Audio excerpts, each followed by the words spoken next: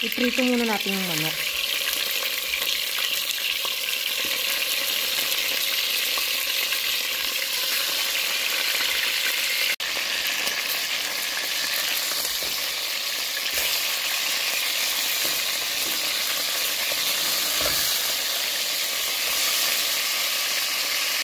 Guys, the same pan, lagay natin yung sibuyas.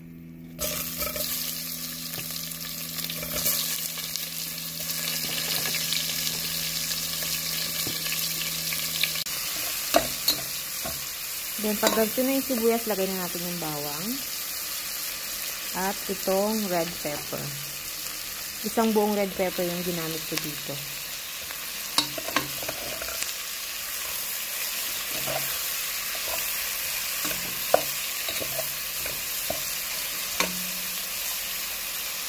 Natin yung manok.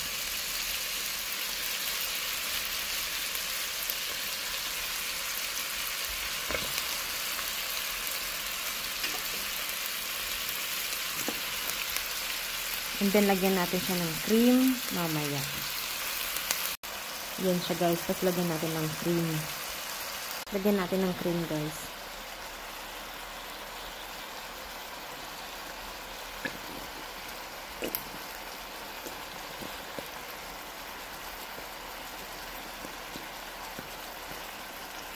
Lagyan natin ng Maggi cubes, guys. Tapos salt. Tsaka yung pepper na lang. Tapos takpan na natin, guys. Pakuluin na natin hanggang sa lumambot yung manok.